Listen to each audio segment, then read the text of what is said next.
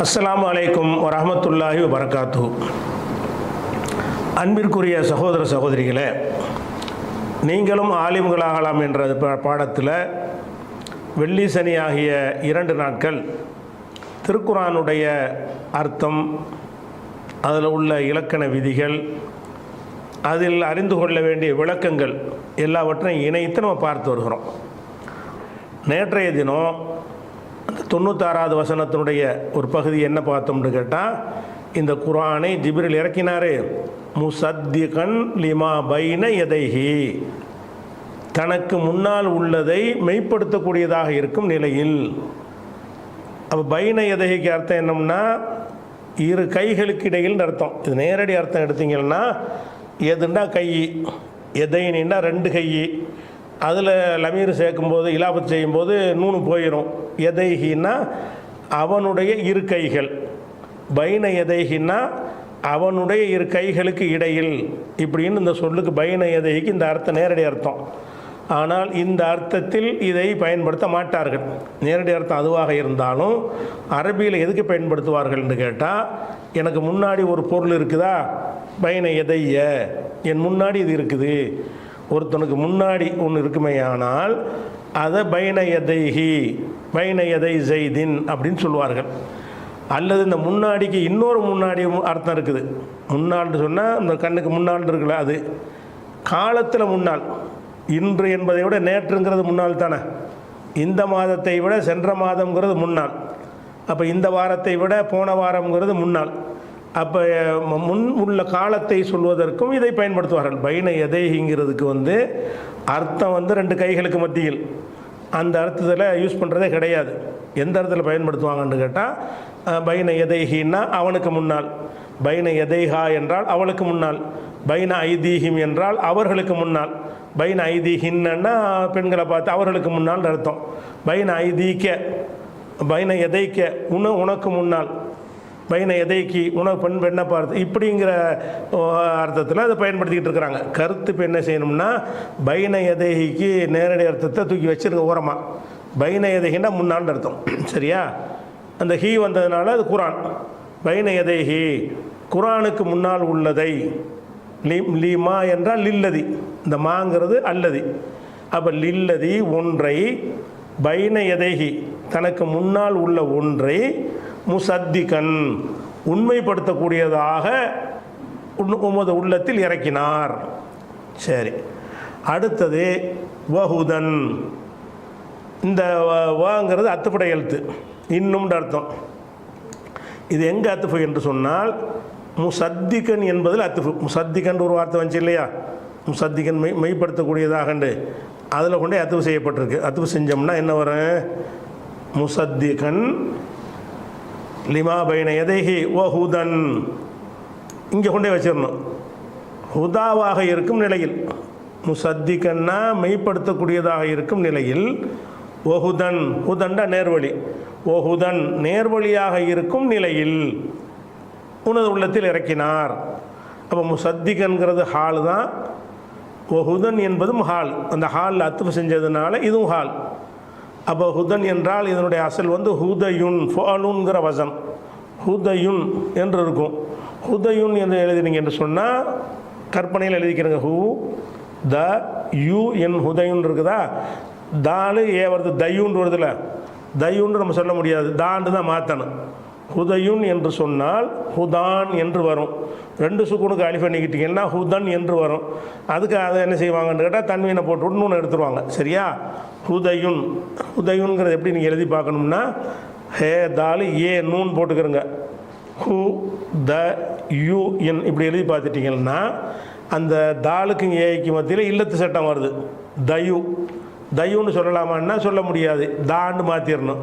தாண்டு மாற்றினீங்கன்னா லாஸ்ட்டில் ஒரு நூன் இருக்கிறது, அப்போ தான் இது கூடாது, 2 சுக்குனு அலிஃபை எடுத்துருவோம், ஹுதன். இதுக்கப்புறம் நூனை தூக்கிட்டு தனிமீன் வச்சிட வேண்டியது. ஓ ஹுதன் நேர்வழியாக நசப்பதில் இருக்குது, அதுக்காக சொல்கிறேன். ஓ ஹுதன் நேர்வழியாக இருக்கும் நிலையிலேயும் உமது உள்ளத்தில் இறக்கினார். முந்தி உள்ளதை உண்மைப்படுத்தக்கூடியதாக இருக்கும் நிலையிலையும் உன் உள்ளத்தில் இறக்கினார். அதுவே நேர்வழி காட்டக்கூடியதாகவும் இருக்கிறது. உமது உள்ளத்தில் இறக்கின அந்த வேதம் வந்து முன்னாடி உள்ளதை உண்மைப்படுத்துறது மட்டும் இல்லை, அதனுடைய தன்மை ஒஹுதன் நேர்வழியாகவும் இருக்கும் நிலையில் வந்து இறக்கினார். அது இதுவும் ஹால். அப்புறம் புஷ்ரான்னா வந்து நற்செய்தினா என்ன? நற்செய்தி நல்லது செஞ்சாங்கன்னா சொர்க்கம் கிடைக்கும்ன்ற நற்செய்தி இருக்குல்ல, நல்ல செய்தி தானே. புஷ்ரா லில் மூமினீன், மூமின்களுக்கு நற்செய்தியாக இருக்கும் நிலையிலையும் இறக்கினார். அப்போ முசத்திகன்கிறது ஒரு ஹாலு, ஹுதன்கிறது ரெண்டாவது ஹாலு, புஷ்ராங்கிறது மூணாவது ஹால். அப்போ இந்த 3 நிலை உள்ளதாக உமது உள்ளத்தில் இந்த குர்ஆனை இறக்கினார். நஸ்ஸலஹு அலா கல்பிக்கு பீதினில்லா, அல்லாஹ்வுடைய அனுமதியோடு உத்தரவோடு உள்ளத்தில் இறக்கினார். முசத்திகன், அது உண்மைப்படுத்தக்கூடியதாக இருக்கும் நிலையில், லிமா பைன எதைஹி, தனக்கு முன்னால் உள்ளதை உண்மைப்படுத்தக்கூடியதாக இருக்கும் நிலையிலும், ஒஹுதன் நேர்வழியாக இருக்கும் நிலையிலும், ஒபுஸ்ரா நற்செய்தியாக இருக்கும் நிலையிலும் உமது உள்ளத்தில் இறக்கினார். யாருக்கு நற்செய்தி? லில் மூமினீன, மூமின்களுக்கு நற்செய்தி அப்படின்னு வருது. அப்போ இதில் புஷ்ராங்கிறது என்னன்னு கேட்டிங்கன்னா, புஷ்ராங்கிறது வந்து அது தனி ஒரு பெயர். புஷ்ரான்னு சொன்னால் சந்தோஷம் தரக்கூடிய செய்தி என்கிற அர்த்தத்தில் உள்ள சொல்லு தான் புஷ்ராங்கிறது. அதே நேரத்தில் சில நேரங்களில் என்ன செய்வாங்கன்னா, இது பஷரன்னு வருதுல்ல, பஷர என்கிற வினை நற்செய்தி சொன்னான், அதனுடைய கருத்தை தரக்கூடிய மஸ்தர் என்றும் சிலர் சொல்லி முபஷிருங்கிற அர்த்தம் கொடுத்துடணும், நற்செய்தி சொல்லக்கூடியன்னு அப்படின்னு சொல்கிறாங்க. ஆனால் சரியான கருத்து எதுன்னு கேட்டால், புஷ்ராங்கிறது தனி சொல்லு, எந்த ஒரு வினை சொல்லிலிருந்தும் வந்த சொல்லு இல்லை. ஆடு மாடு கழுதைக்கெல்லாம் ஒரு பேர் இருக்குல்ல, அந்த மாதிரி சந்தோஷம் தரும் செய்தி இருக்குல்ல, அதுக்கு புஷ்ரான்னு சொல்லுவாங்க. சரியா? அதுதான் சரியானது. சில ஆளுக்கு என்ன செய்கிறாங்கன்னா, பஷரவுலேருந்து புஷ்ராங்கிறாங்க. பஷரவுக்கு வந்து தபுஷீர் தான் வரும். பஷர ஃபஅலங்கிற ஒரு வசனுக்கு மஸ்தர் வருவதாக இருந்தால் தபுஷீர் என்று தான் வரும். இது வந்து வித்தியாசமான மஸ்தர்னு ஒரு சொல்லிக்கிட்டு சொல்லுவாங்க. அதனால் நம்ம அப்போ ஒரு தனி பெயர் சொல்லாக வைப்பது தான் சரியான. இலக்கணத்தில் 2 கருத்து இருந்தாலும் சரியான கருத்து அதுதான். புஷ்ரா லில் மூமினீன், மூமின்களுக்கு நற்செய்தி. அதுவே பேராக இருக்கிறனால தான் எந்த ஏராப்பும் வராது. அலிஃபர் மக்சூரான அலிஃபர் இருக்கிறனால ரஃபு செஞ்சாலும் புஷ்ரா தான், நசபு செஞ்சாலும் புஷ்ரா தான், ஜர்ரு செஞ்சாலும் புஷ்ரா தான். இந்த இடத்துல நசபு இருக்குது ஹால்னால. புஷ்ரா லில் மூமினீன், மூமின்களுக்கு நற்செய்தியை சொல்லக்கூடியதாக இருக்கும் நிலையிலையும், நேர்வழி காட்டுவதாக இருக்கும் நிலையிலையும், தனக்கு முன்னுள்ளவற்றை மெய்ப்படுத்தக்கூடியதாக இருக்கும் நிலையிலையும் அல்லாவின் அனுமதியோடு உமது உள்ளத்தில் அவர் இறக்கினார். கீழே இருந்து அர்த்தம் செய்யணும். அர்த்தம் செஞ்சால் தமிழுக்கு செய்கிறா இருந்தால் இங்கேருந்து ஆரம்பிக்கணும். மூமின்களுக்கு லில் மூமின் எனது மூமின்களுக்கு நற்செய்தி சொல்லக்கூடியதாக இருக்கும் நிலையிலையும், ஓஹுதன் நேர்வழி காட்டக்கூடியதாக இருக்கும் நிலையிலையும், தனக்கு முன் உள்ளவற்றை மெய்ப்படுத்தக்கூடியதாக இருக்கும் நிலையிலையும் அல்லாஹுவின் அனுமதி கொண்டு உமது உள்ளத்தின் மீது உமது உள்ளத்தில் அதை அவர் இறக்கினார். இப்படி அர்த்தம் இங்கேருந்து போனால் கரெக்டாக வரும். நசலுலேருந்து வந்தீங்கன்னா அது தமிழுக்கு பொருந்தாது. தமிழுக்கு அந்த வாக்கியத்தில் வந்து ரிவர்ஸ்லேருந்து வந்தால் அப்படின்னு நான் தமிழ் நடைக்கு பொருத்தமாக அமைஞ்சிடும். அப்போ இங்கேருந்து அர்த்தம் மூமீன்களுக்கு, மூமீன்லேருந்து ஆரம்பிக்கிற அர்த்தத்தை, மூமீன்களுக்கு நற்செய்தி செய்யக்கூடியதாக, நேர்வழியாக, தனக்கு முன் உள்ளவற்றை மெய்ப்படுத்தக்கூடியதாக இருக்கும் நிலையில் எல்லாத்துக்கும் சேர்த்து ஒரு நிலையில் போட்டுக்கிறலாம். அல்லாஹ்வின் அனுமதியோடு உமது உள்ளத்தில் இறக்கினார். இதுவரைக்கும் இந்த வசனத்தினுடைய அர்த்தங்கள் முடிந்துவிட்டது. அதுக்கடுத்தது இந்த இடத்துல ஒரு சென்ற வாரம் நம்ம சொன்ன மாதிரி இந்த ஜிப்ரீல் வந்து எதிரின்ற விஷயம் எதனால் இது வருது? ஜிப்ரீலுக்கு யார் எதிரியாக இருக்கிறாரோன்னு வருதில்ல, இது எதனால் இது வருகிறது என்று சொன்னால், அவங்க யூதர்கள் வந்து ஜிப்ரீலை வந்து எதிரின்னு ஆக்கி வச்சுருந்தாங்க. அதை சம்பவத்தை நீங்கள் பாருங்கள். இது புகாரியில் நிறைய இடத்துல வருது. புகாரியில் 4480 இந்த வசனத்துடைய விளக்கம் ஒன்றுக்கு அமைந்திருக்கிறது. இந்த வசனம், எங்கள் குர்ஆனுடைய வசனம் என்ன சொல்லுது? யார் வந்து ஜிப்ரீலுக்கு எதிரியாக இருக்கிறார்களோ அப்படின்னு ஆரம்பிக்குது. ஜிப்ரீலுக்கு யார் எதிரியாக இருப்பா? அதை எதுக்கு அல்லாஹ் சொல்கிறான் என்றால் அதுக்கு ஒரு சம்பவம் இருக்கணும், ஏதாவது இருக்கணும்ல. சும்மா திடீர்னு ஜிப்ரீலுக்கு யாராவது எதிரியாக இருந்தாலும்னா ஜிப்ரீலுக்கு மனுஷன் எப்படி எதிரியாக இருப்பான் அப்படின்லாம் சந்தேகம் வரும்ல. அந்த சந்தேகம் வந்து ஹதீஸு தான் இல்லாட்டி அவசியம் இல்லைங்கிறாங்கல்ல, அவங்களுக்கு இது விளக்கம் சொல்ல இயலாது. யார் எதிரியாக இருந்தாலும் ஜிப்ரீலுக்கு யார் எதிரின்னு ஒரு கன்ஃபியூஸ் தான் ஆக்கி விடும். ஆனால் ஹதீஸை விளக்குது. என்ன விளக்குது? இந்த புகார் 4480 என்ன வருதுன்னு கேட்டால், அப்துல்லா இப்னு சலாம் என்று ஒரு பாதிரியார் இருந்தார். பாதிரியார்னா கிறிஸ்தவ பாதிரி இல்லை, யூத பாதிரியார், யூத குரு. அவர் என்ன செய்கிறாருன்னா ரசூல் ஸல்லல்லாஹு அலைஹி வஸல்லம் வந்துட்டாங்கன்னு கேள்விப்படுறாரு. வேற ஒரு ஊரில் இருக்கிறாரு. அவங்க எல்லா யூதர்களுமே இதை எதிர்பார்த்துக்கிட்டு இருந்தாங்க. அவங்க வேதத்தில் வாக்களிக்கப்பட்டதுனால இறுதி தூதர் மதீனாவுக்கு வருவார், அதுக்கு தானே மதீனாவில் குடியேறினாங்க. அதனால் அவர் ரசூல்லா வந்துட்டாங்கன்னு கேள்விப்பட்ட உடனே அவர் வர்றார், ரசூல்லாட்ட வர்றார். வந்து என்ன செய்கிறாருன்னு கேட்டால், நான் உங்கள்கிட்ட ஒரு 3 கேள்வி கேட்பேன். நீங்கள் நபிங்கிறீங்க, அந்த 3 விஷயத்தை நபிக்கு தான் தெரியும், நபி அல்லாதவர்களுக்கு சொல்ல முடியாது. அவர் புரிந்த அடிப்படையில் இந்த கேள்வி கேட்குறார். அப்போ கேளுங்கன்னு கேட்டு 3 கேள்வி கேட்குறார். கியாமத்தின் அடையாளத்தில் முதல் அடையாளம் என்ன, சொர்க்கவாசிகளுக்கு முதல் உணவு என்ன, பிள்ளை பிறக்கும்போது சில நேரத்தில் தாயுடைய சாயலையும் சில நேரத்தில் தந்தையுடைய சாயலையும் எப்படி பெறுகிறது என்று ஒரு 3 கேள்வியை கேட்குறாரு. கேட்ட உடனே கால, அப்போ ரசூலுல்லாஹ் சொன்னாங்க, அஹ்பரணி பிஹின்ன ஜிப்ரீலு, எனக்கு ஜிப்ரீல் வந்து அறிவித்தார். அஹ்பரணி எனக்கு அறிவித்தார், பிஹின்ன அவைகளை, அவற்றை. ஹுன்னங்கிறது ஹின்னன்னு மாறிக்கிறேன். பே வரும்போது ஹூ இருக்கும்ல, பிஹி பிஹிமா பிஹிம், பிஹா பிஹிமா பிஹின்னு வந்துடும். பிஹின்னா இப்போ ஹுன்ன தான் அது. அப்போ அஹ்பரணி எனக்கு அறிவித்தார், பிஹின்ன அவைகளை, பெண்பாளாக இருந்தாலும் இப்போ பொம்பளையை குறிக்கல இது, அந்த 3 விஷயங்களை, பிஹின்ன அவற்றை எனக்கு அறிவித்தார் ஜிப்ரீலு, ஜிப்ரீல் அறிவித்தார். ஆனிஃபன், ஆனிஃபன் என்று சொன்னால் சற்று முன் என்று அர்த்தம். கபுலுண்டா முன்னானுங்கிறோம்ல, இது எப்படின்னு கேட்டால் ஒரு செய்தி நடக்கும்போது கொஞ்ச நேரத்துக்கு முந்தையன்னு சொல்கிறோம்ல, அதுக்கு பயன்படுத்துகிற வார்த்தை என்னென்னு கேட்டால் ஆனிஃபன். ஆனிஃபன்னா கொஞ்ச நேரத்துக்கு முன்னாடி, ரொம்ப கம்மியான நேரம், ஒரு நாளைக்கு முன்னாடி 2 மணி நேரத்துக்கு முந்தையெல்லாம் சொல்லக்கூடாது. எப்போ சொல்லணும்? ஒரு 10 செகண்டு, 5 செகண்டு, ஒரு நிமிஷம், இந்த அளவுக்கு சின்ன டைம் இருக்குல்ல, அந்த சின்ன டயத்தை சொல்வதற்கு தான் ஆனிஃபன் சொல்லுவாங்க.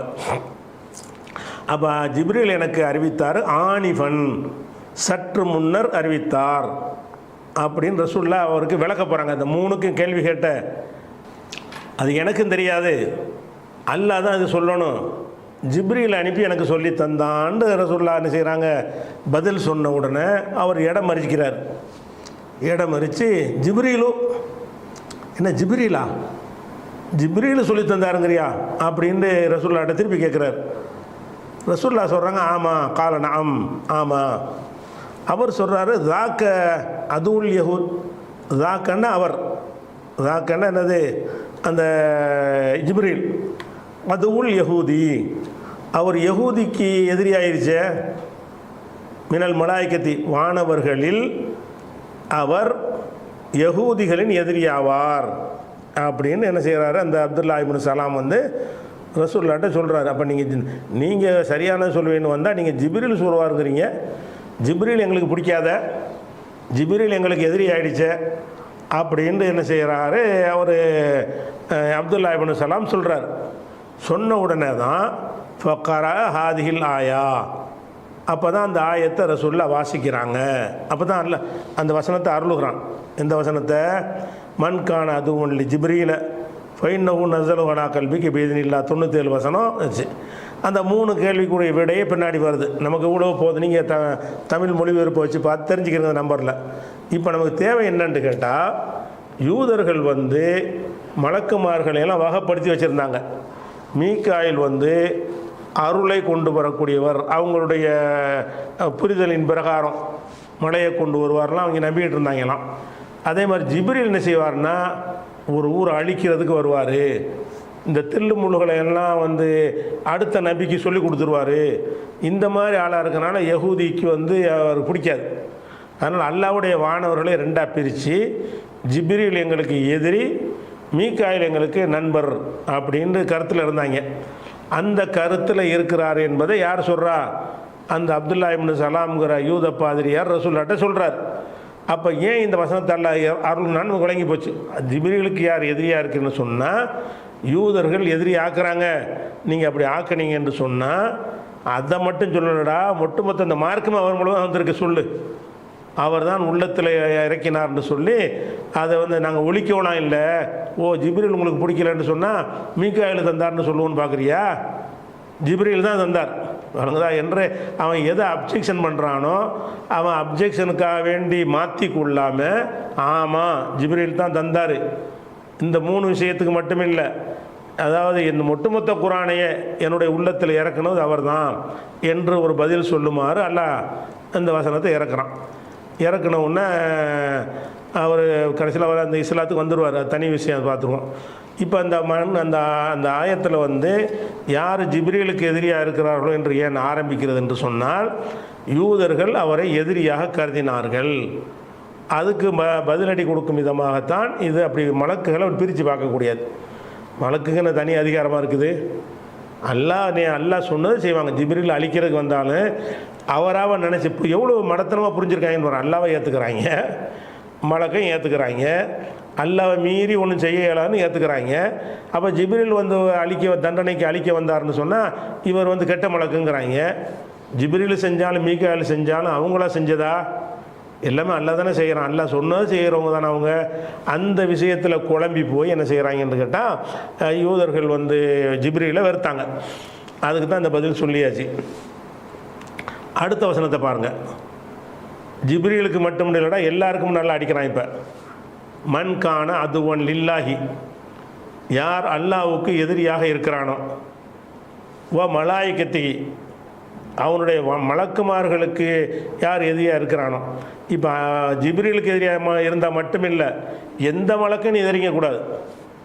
அதுக்காக சொல்கிறேன். மன்கான அதுவன், யார் அதுவாக, அதுவன்னா எதிரி, அதுவன் இல்லாஹின்னா அல்லாஹ்வுக்கு எதிரியாக யார் இருக்கிறாரோ, வ மலாயிகத்திஹி, அவனுடைய மலக்கு மலாய்க்கத்துங்கிறது மலக்குக்கு ஜம்மு மலாய்க்கத்து.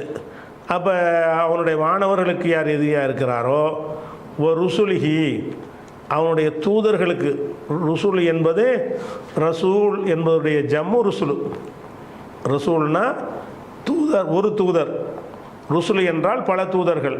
ஓ ருசுலிஹி, அவனுடைய தூதர்களுக்கு எதிரியாக இருக்கிறாரோ. ஓ ஜிப்ரீல, மேலும் ஜிப்ரீலுக்கு எதிரியாக இருக்கிறாரோ. ஓ மீகால, மீகாலுக்கும், மீகாயில்னு நம்ம சொல்கிறோம், ஹதீஸில் இருக்குது. குர்ஆனில் மீகால் தான் இவரை பற்றி வருது. ஓ மீகாலுக்கு யார் எதிரியாக இருக்கிறாரோ, இதுவும் அதே மாதிரி தான். இதனுடைய ஜவாபு இப்போ இதுக்கு மேட்சான ஜவாபாக இருக்காது. யார் எதிரியாக இருக்கிறாரோ, இப்போ இன்னல்லாக, நிச்சயமாக அல்லாஹ், அதுவும் எதிரியாக இருப்பான், லில் காஃபிரீன், காஃபிர்களுக்கு எதிரியாக இருப்பான். அதுக்கு ஏதாவது பொருத்தமாக தெரியுதா உங்களுக்கு? யார் அல்லாஹ்வுக்கும் மலக்குகளுக்கும் ஜிப்ரீலுக்கும் மீகாயிலுக்கும் எதிரியாக இருக்கிறார்களோ அல்லாஹ் காஃபிர்களுக்கு எதிரி அப்படின்னு அங்கே ஜவாபு ஒளிஞ்சு நிற்கிது. இது அல்ல ஜவாபு. இன்னல்லாஹ் அதுவுனில் காஃபிரின்ங்கிறது ஜவாபாக இருக்க முடியாது கருத்தில். ஏன் முடியாதுன்னு கேட்டால் அது மேச்சாவளையில் பேச்சு வழக்கில் இருக்கிறனால என்ன செய்வாங்கன்னா அது மறைச்சிருவாங்க. அப்போ யார் எதிரியாக இருக்கிறாரோ அப்போ என்னது, அவர்கள் காஃபிர்கள். அதில் மறைஞ்சு நிற்கிது என்ன இருக்குது, அவர்கள் காஃபிர்கள். ஃபைனல்லாஹ் அதுவுனில் காஃபிரின், காஃபிர்களுக்கு அல்லாஹ் எதிரி. அப்போ இந்த அல்லாஹ் ரசூலு ஜிப்ரீல் மீகாயில் ஒருத்தன் மறுத்துட்டான்னு சொன்னால் அவன் காஃபிராகிவிட்டான் என்பது தான் இதனுடைய ஜவாபு. அதுதான் ஜவாபுன்னு இப்படி விளங்குது. ஃபைனல்லாஹ் அதுவுனில் காஃபிரின், காஃபிருக்கு அல்லாஹ் எதிரின்னு அல்லாஹ் முடிக்கிறான். யாராவது ஜிப்ரீல் மீகாயிலும் மலக்குக்கு எதிரியாக இருந்தீங்கன்னு சொன்னால் காஃபிருக்கு நான் எதிரி அப்படின்னா அது நீங்கள் காஃபிர்னு சொல்லிவிட்டு இதை சொல்கிற மாதிரி இருக்கணும். அப்படி செய்வார்களேயானால் அவர்கள் காஃபிர்கள், அந்த காஃபிர்களுக்கு அல்லாஹ் எதிரி. அப்போ இந்த இடத்துல மண்கானங்கிறது ஷர்த்து தானே. மண்கான யார் ஆகிவிட்டாரோ, மண் என்பது கேள்விக்குறியுடைய மண் இல்லை. இது யாராவது எதிரியாக இருந்தால் லில்லாஹி அல்லாவுக்கும், ஓ மலாய்க்கத்துகி மலாய்க்கத்துகளுக்கும், ஓ ருசுலிஹி அவனுடைய தூதர்களுக்கும், ஓ ஜிப்ரீலுக்கும், மீகாயிலுக்கும் யாராக எதிரியாக இருந்தால் அவர்கள் காஃபிரூன், உலாய்க்கஹுமுல் காஃபிரூன், அவர்கள் காஃபிர்கள் என்று இதனுடைய ஜவாபு ஒளிஞ்சிருக்கிறது. அதை அல்லாஹ் சொல்லாமல் என்ன செய்கிறானா இருந்தால் ஃபைனல்லாக அல்லாஹ் வந்து அதுவும் காஃபிரீன், அந்த காஃபிர்களுக்கு அல்லாஹ் எதிரி என்று சொல்வதன் மூலமாக இவர்களை காஃபிர் என்றும் சொல்கிறான், அந்த காஃபிருக்கு நான் எதிரி என்றும் சொல்கிறான். அப்போ இது வந்து அது ஒன்று. அதுபோக மலக்குமார்களுக்கு மத்தியில் யாரை மறுத்தாலும் காஃபிர் ஆயிடுவான். ஒரு மலக்கை வந்து மறுத்துட்டா என்ன ஆயிரும், ஒருத்தன் இதிலேருந்து நம்ம ஈமான் விஷயத்தை விளங்கிக்கணும். ஒருவன் வந்து நாங்கள் அல்லாஹ்வை ஏற்றுக்கிறோமோ, இந்த மலக்கு இருக்கிறாங்கன்னு அதெல்லாம் சரியில்லைன்னு சொன்னாண்டு வைங்க, அவன் காஃபிர். ஏன் அவங்கள காஃபிருக்கிறான்ல, எதிரியாக இருந்தால் அந்த காஃபிருக்கு நான் எதிரி, அப்போ அவன் காஃபிர். அப்போ அல்லாவை ஏற்றுக்கிட்டு மலக்கு இல்லைங்கிறான். அல்லது இவங்க சொன்ன மாதிரி மீகாலை ஏற்றுக்கிறோம் ஜிப்ரீலை ஏற்றுக்கிற மாட்டோங்கிறான். இப்படி வந்து மலக்குமார்களை வேறுபடுத்திக்கிட்டு செஞ்சார்களே ஆனால் அது மாதிரி ரசூல்மார்களை ஒரு ரசூல் விஷயத்தில் என்ன செய்கிறான், அல்லாஹ்லாம் இருக்கிறான், அந்த தூதர்களை அனுப்புனா அந்த மேட்ரு சரியில்லை அப்படி சொன்னானே ஆனால் அவன்லாம் காஃபிர். எதனாலெல்லாம் ஒருத்தன் காஃபிர் ஆவான் என்று நீங்கள் கொள்கை முடிவெடுப்பதற்கு கூட இதை பயன்படுத்தி கொள்ளலாம். ஒருவன் பகிரங்கமான காஃபிராக எப்போ ஆவான்னு கேட்டால் அதுவன் லில்லாஹி, அல்லாவுக்கு எதிரியாக இருப்பது, அது கண்டிப்பாக காஃபிர் தான். மலக்குகளுக்கு எதிரியாக இருப்பது, இறை தூதர்களுக்கு எதிரியாக இருப்பது, ஜிப்ரீல் மீகாயிலுக்கு எதிரியாக இருப்பது, அப்படி இருந்தால் அல்லாஹ் வந்து இந்த காஃபிருக்கு எதிரியானவன் அப்படின்ற ஒரு கொள்கையும் இருக்கிறது. இதெல்லாம் இஸ்லாத்தோடு வெளியேற்றிடும்.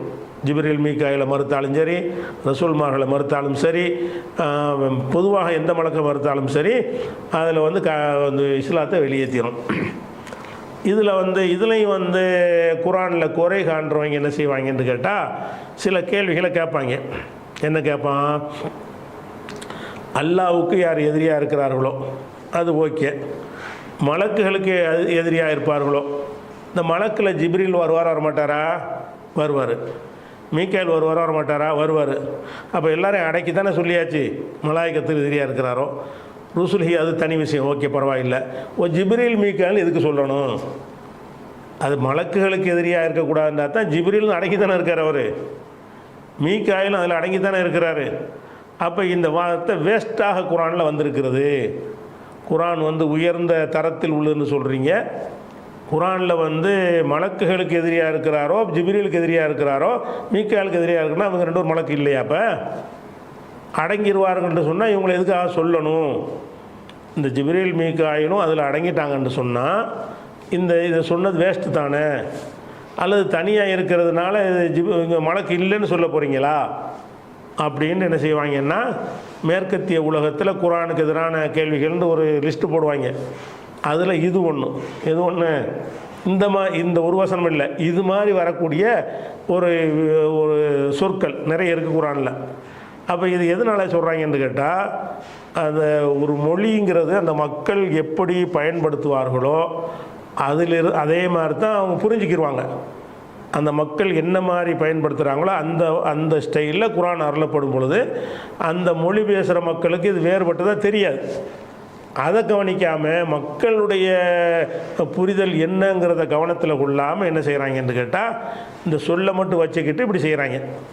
ஆனால் எல்லா பாஷையிலையுமே இந்த மாதிரி ஒரு சொல் வழக்கு இருக்கத்தான் செய்யும். எந்த மாதிரி சொல் வழக்கு, ஒரு பொதுவான ஒரு ஆட்களை சொல்லிவிட்டு உதாரணமாக தலைவர்கள் வந்து விட்டார்கள், முதல்வரும் வந்து விட்டார்னு சொல்லுவோம். தலைவரில் முதல்வர் அடங்கித்தானே இருப்பார். அதாவது முக்கியத்துவம் வாய்ந்தவர்கள் அதில் அடங்கியிருப்பார்களே, ஆனால் அவர்களை பிரித்து சொல்வது என்பது அரபு மொழிக்கு மட்டுமல்ல, குரானுக்கு மட்டுமல்ல, அகில உலக மொழிக்கும் உள்ள ஒரு நடை தான். நம்ம தமிழில் பேசும் பொழுது ஒரு விழாவுக்கு என்ன செய்கிறோம், கலெக்டரை கூப்பிட்றோம், முதல்வரை கூப்பிட்றோம், இன்னும் எம்எல்ஏ எம்பிக்கள் மந்திரிகள் எல்லாத்தையும் கூப்பிட்டோன்னே அதை பற்றி மக்களுக்கு அறிவிக்கிறோம். எல்லாரும் அனைவரும் வந்து விட்டார்கள், அமைச்சர்கள் எல்லாம் வந்து விட்டார்கள், முதலமைச்சர் வந்து விட்டார், கலெக்டர் வந்து விட்டார்னு சொல்லுவோம். அப்போ எல்லோரும் வந்துட்டாங்கன்னா அவங்க அடங்கிடுவாங்களே, மறையன்னு சொல்கிறீங்க. அமைச்சர்கள் வந்துடுவார்னு சொன்ன பிறகு அமைச்சரில் ஒரு முதலமைச்சர் ஒரு அமைச்சர் தானே, அவரையும் பிரித்து சொல்கிறோன்ட்டு கேட்டால் அது முக்கியத்துவப்படுத்தி சொல்வதற்காக எல்லாரும் அதில் அடங்கிடுவார் தான். முக்கியமாக இவங்களும் வந்துட்டாங்க. இது எவனும் முரண்டு சொல்வதே இல்லை. இந்த மாதிரி சொல் வழக்கு இல்லாத ஒரு பாஷையும் உலகத்தில் கிடையாது. எந்த ஒரு பாஷையாக இருந்தாலும் சரி, பலரை பற்றி குறிக்கிற ஒரு பன்மையான சொல்லை சொல்லிவிட்டு அதில் அடங்கி இருக்கக்கூடிய முக்கியமானவர்கள் இருப்பார்கள் என்று சொன்னால் அவர்களை பிரித்து ஒரு தடவை சொல்வது என்பது, அதனுடைய முக்கியத்துவத்துக்காக சொல்வது என்பது அது எல்லா மொழியிலையும் உள்ளது. அதனால் மலக்குகளுக்கு எதிரியாக இருப்பதில் நிச்சயமாக அடங்கிடுவார். ஆனால் இவங்க ரெண்டு பேரும் சாதாரண மலக்கு அல்ல, அதில் பிரத்யேகமான அந்தஸ்து படைத்தவர்கள் என்ற காரணத்தினால அவங்களுக்கும் எதிரியாக இருக்கக்கூடாதுன்னு பிரித்து சொல்லப்படுகிறது என்பதை விளங்காமல் இப்படி அதுக்கு பதில் நம்ம என்ன சொல்லணும்னு கேட்டால், இந்த மாதிரியான பேச்சு எல்லா பாஷையிலும் இருக்கா இல்லையா? மக்கள் புரிந்து கொள்வதற்கு தானே பாஷை. அந்த அரபியர்களும் இந்த மாதிரி பயன்படுத்த போய் தான் அல்ல அந்த மாதிரி சொல்கிறான். உலகத்தில் நீ தமிழில் குரான் வந்திருந்தால் கூட இப்படி தான் வந்திருக்கும். எப்படி? யார் அல்லாவுக்கும் மலாய்க்கத்துகளுக்கும் ஜிப்ரீலுக்கும் மீகாயிலுக்கும் தான் வரும். ஏன் அப்படி வரும்னு கேட்டால் அப்படி வழக்கம் இருக்குது, எல்லா மொழியிலும் இருக்கிறது. அப்போ மனிதர்கள் பேசும் பொழுது, பலரை பற்றி பேசும் பொழுது அனைவரும் வந்து விட்டார்கள், பிரதமர் வந்து விட்டார்னு சொல்லுவாங்க. அனைவரும்ல எல்லா மக்களும் எல்லா தலைவர்களும் வந்து விட்டார்கள், பிரதமரும் வந்து விட்டார்னு சொன்ன என்ன அர்த்தம்? அப்போ பிரதமர் தலைவர் இல்லையா? அப்போ எல்லா தலைவர்களும் வந்து விட்டார்கள், பிரதமரும் வந்து விட்டார், இப்படி பேசுகிறீங்களா இல்லையா? இப்படி பேசுனா அவன் உளறான்னு சொல்லுவீங்களாம். இப்படியான பேச்சு தமிழில் இருக்கிற மாதிரி உலகத்தில் எல்லா பாஷையிலும் இருக்குதா இல்லையா? இப்படி இல்லாத பாஷை இருக்காது, எந்த பாஷையிலும் இப்படி இருக்காது. ஏன்னாட்டா ஒரு பொதுவான நீங்கள் பலரை பற்றி குறிப்பிடும் பொழுது அதற்குரிய சொல்லையும் போட்டுவிட்டு அதில் உள்ள சிறப்பான ஆட்களையும் குறிப்பிட வேண்டும் என்று சொன்னால் என்ன செய்வாங்க? அதை பிரித்து சொல்லுவாங்க. இப்படி சொல்கிற காரணத்தினால ஜிப்ரீல் மலக்கில் சேர மாட்டாரா, மீகாயில் சேர மாட்டாரான்னு யாராவது கேட்டிங்களா? அப்போ விதண்டாவாதத்தில் உள்ளவனுக்கு தான் இது வழங்க மாட்டேங்குது. இப்படி தானே பேசுவோம், மனிதர்கள் பேசுகிற மாதிரி குரான் இறங்கி இருக்குது, மனுஷனுக்கு தான் இறங்கி இருக்கிறது. புது பாஷையும் புது ஸ்டைலையும் வச்சு எல்லாம் குரானை இறக்குறான். அந்த மக்கள் என்ன அடிப்படையில் அந்த இலக்கணத்தை வந்து பேசுகிறாங்களோ அதன் அடிப்படையில் தான் குரான் அருளப்படுகிறது. அதனால் இந்த ஒரு கேள்வியும் கேட்பார்கள். இந்த ஒன்றுக்கு மட்டும் கேட்க மாட்டாங்க, நிறைய விஷயங்கள் இது மாதிரி வரும். நிறைய விஷயம் என்ன செய்ய இது மாதிரி வர இது ஒரு கேள்வியாக எழுப்புவார்கள். உதாரணமாக என்ன செய்வாங்க என்று கேட்டால், ஒரு மரியம் அலைஹிஸ்ஸலாத்திட்ட வந்தது ஒரு மலக்கா, பல மலக்கா, அல்லாவா, மரியம்கிட்ட பேசுனது யார் அப்படின்னு கேட்பாங்க. அப்படியெல்லாம் சில வசனங்கள் வரும். அப்போ இதை எடுத்துக்கிட்ட செய்வாங்க என்று கேட்டால், முரணை பாருங்கள், மரியமிடத்தில் அல்லாஹ் பேசினான்னு இங்கே வருகிறது, இதே செய்தியை ஒரு வானவர் பேசினார்னு வருகிறது, பல வானவர்கள் பேசினான்னு வருது, என்ன முரணாக இருக்குன்னு கேட்பாங்க. எதனால் கேட்குறாங்க? விதண்டா பார்த்து கேட்குறாங்க. அடே, அப்படி ஒரு பேச்சு நம்மளே பேசுகிறோமா இல்லையா? இப்போ ரேஷன் கடையில் அரிசி கொடுக்குறாங்க, அதை எப்படி சொல்லுவோம்? ஒரு நாளைக்கு சொல்லும்போது ரேஷன் கடைக்காரர் அரிசி கொடுத்தாருன்னு சொல்லுவோம். அடுத்த நாளைக்கு சொல்லும்போது என்ன செய்வோம்? உணவு அமைச்சர் நமக்கு ரேஷன் போட்டார்னு சொல்லுவோம். அடுத்த நாள் பேசும்போது முதல்வர் ஐயா அவர்கள் ரேஷனில் அரிசி கொடுத்தாருன்னு சொல்லுவோம். அது எல்லாமே முரணாது. முதல்வர் செஞ்சார்னா அதுக்கு முதன்மை உத்தரவு போட்டவராக இருக்கிறாரு. அமைச்சர் சொன்னார்னா அவர் அதை செயல்படுத்தக்கூடியவராக இருக்கிறாரு.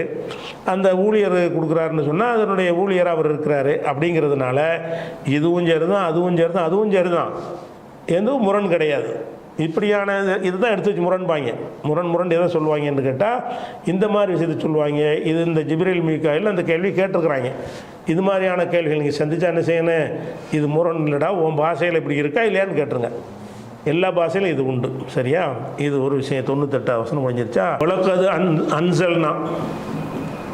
அன்சல்னா இறக்கினான், அன்சல்னா நாம் இறக்கினோம். கது வந்துருச்சுல, கதுன்னா உறுதியாக. இந்த கது என்பதில் லாமு செஞ்சுன்னு வைங்க, டபுள் உறுதி. அது கது அன்சல்னா உறுதியாக இறக்கணும், லக்கது அன்சல்னா மிக உறுதியாக இறக்கணும். அப்படி மிக நம்ம தமிழுக்கு தகுந்த மாதிரி சேர்த்துக்கிற வேண்டியதான். அப்போ கது என்பதும் உறுதியை சொல்வது சென்ற கால வினையில் வந்தால், லாமு என்பதும் உறுதியை சொல்லக்கூடியது. அப்போ லக்கது அன்சல்னா மிக உறுதியாக நாம் இறக்கினோம், இலைக்க உமக்கு இறக்கினோம். அளவில் இறக்கினோம்னா அன்சலவுக்கு இலா வரும், அலாவும் வரும். அன்சல்னா இலைக்க, உமக்கு நாம் இறக்கினோம். என்னத்தை இறக்கினோம்? ஆயாத்தின். ஆயாத்தின் என்றால் வசனங்கள். ஆயத்துன் ஒரு வசனம், ஆயாத்துன் பல வசனம். ஆயாத்துன் என்பது இங்கே மஃபூலா வருது. எதுக்கு மஃபூலு? அன்சல்னாவுக்கு. அன்சல்னா நாம் இறக்கினோம். எதை?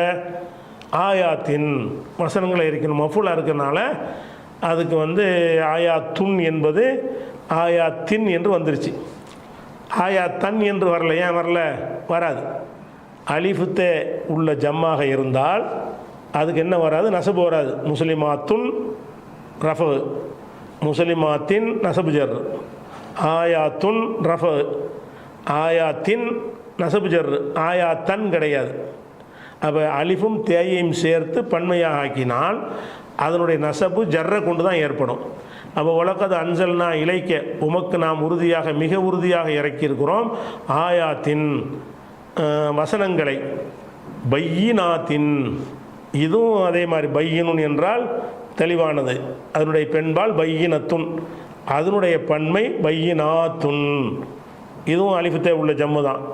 பையினாத்துன் வந்தால் ரஃபு, பையினாத்தின் வந்தால் நசபு அல்லது ஜர்ரு. இந்த இடத்துல என்னதுன்னா நசபு.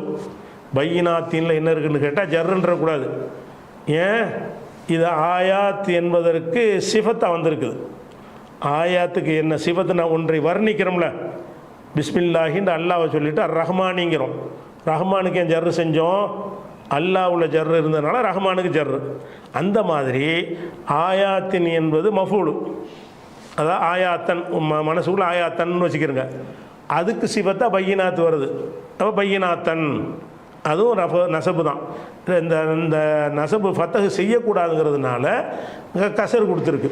அப்போ பையினாத்தின்ல இருக்கிறது என்னன்னு கேட்டால் கசர் வடிவத்தில் நசபு இருக்கிறது.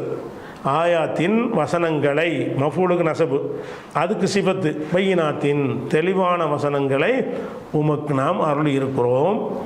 அது தொடர்ச்சி இன்ஷா அல்லாஹ் மீதி நாளைக்கு பார்ப்போம்.